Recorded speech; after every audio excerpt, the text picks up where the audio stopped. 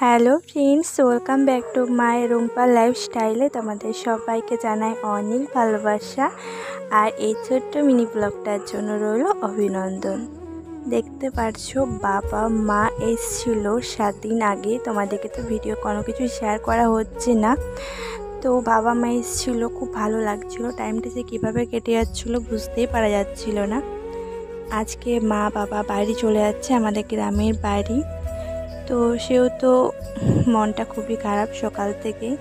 তো বাড়িতে রান্না বান্না করলাম। আর এখানে এলে মা আমার কাছেই থাকে, দাদার কাছে খুব কম থাকে। আমাকেই হয়তো মা বেশি ভালোবাসে, না এটা একদমই না। আসলে মাকে আমি এখানে থাকতে বেশি জোর করি, বুঝতে পারছো। তো মা সেজন্য আমার এখানে বেশি থাকে। আর যেদিন চলে যায় সেদিন আমার ভীষণ মন খারাপ লাগে। তো ভাবছিলাম সকাল থেকে ব্লগ টলগ করবো, মা যেহেতু আজকে আছে বাড়ি চলে যাবে, তো সেজন্য।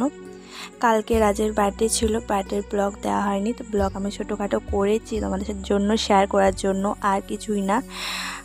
তো দেখতে পাচ্ছ বাবা মা একদম রেডি হয়ে গেছে। আর মায়ের যেহেতু সুগার আছে, তো মাকে রুটি করে দিয়েছিলাম আর অল্প করে ভাত দিয়েছিলাম। আজকে মেনু সেরকম কিছু করতে পারিনি, তাড়াতাড়ি করে নিয়েছি, কারণ মা বাবা বাসে যেহেতু যাচ্ছে 3টার গাড়িটাতে। আজকে মেনু করেছিলাম মুসুরি মুগের ডাল করেছিলাম, মাছের ঝাল দিয়া করেছিলাম, আর করেছিলাম পুঁয়ে কুমড়ার তরকারি করেছিলাম একটা, খুব সুন্দর লাগছিল। মা বললো ভীষণ ভালো হয়েছে কুমড়াটা খেতে। কালা আলু ভাজা করেছিলাম, ব্যাস এইটুকুই, আর কিছু করতে পারিনি। মায়ের জন্য কটাকে রুটি করে দিয়েছিলাম। তো মাই ময়দাটা মেখেছিল, আর মা আমাকে হাতে হাতে অনেক কিছু করে দিচ্ছিল, তার জন্য বেশ ভালো লাগছিল।